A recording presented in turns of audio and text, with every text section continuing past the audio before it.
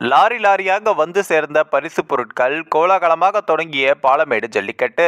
மதுரை மாவட்டம் பாலமேடு ஜல்லிக்கட்டு போட்டி அமைச்சர் மூர்த்தி, மாவட்ட ஆட்சியர் ஆகியோர் கொடியசைக்க கோலாகலமாக துவங்கியது. ஒவ்வொரு ஆண்டும் தை மாத தொடக்கத்தில் மதுரை மாவட்டத்தின் அவிநாயபுரம், பாலமேடு, அலங்காநல்லூரில் ஜல்லிக்கட்டு போட்டி நடத்துவது வழக்கம். அந்த வகையில் பொங்கல் தினமான செவ்வாய்க்கிழமை அவிநாயபுரத்தில் ஜல்லிக்கட்டு போட்டி நடத்தப்பட்டது. இதில் முதல் பரிசு வென்ற வீரருக்கு கார் பரிசாகவும் வழங்கப்பட்டது.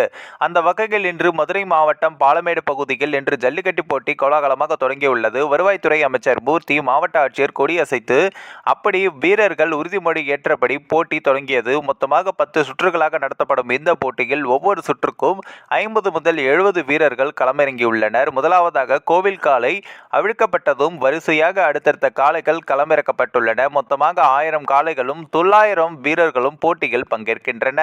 போட்டிகள் அதிக காளைகளை பிடிக்கும் வீரருக்கு துணை முதல்வர் உதயநிதி ஸ்டாலின் சார்பில் காரும், 2ஆம் இடம் பிடிக்கும் வீரருக்கு பைக்கும் பரிசாக வழங்கப்பட உள்ளது. அதேபோன்ற களத்தில் அதிக நேரம் நின்று விளையாடி முதல் பரிசு பெறும் காளையின் உரிமையாளருக்கு முதல்வர் மு.க. ஸ்டாலின் சார்பில் டிராக்டரும், 2ஆம் இடம் பிடிக்கும் காளையின் உரிமையாளருக்கு நாட்டு பசு கன்று வழங்கப்பட உள்ளது. இந்த ஒரு வீடியோ குறித்து உங்களுடைய கருத்துக்களை நீங்க மறக்காம கமெண்ட்ஸ்ல சொல்லுங்க. நம்ம ஏஷியாநெட் நியூஸ் தமிழிடம் தொடர்ந்து ஃபாலோ பண்ணுங்க.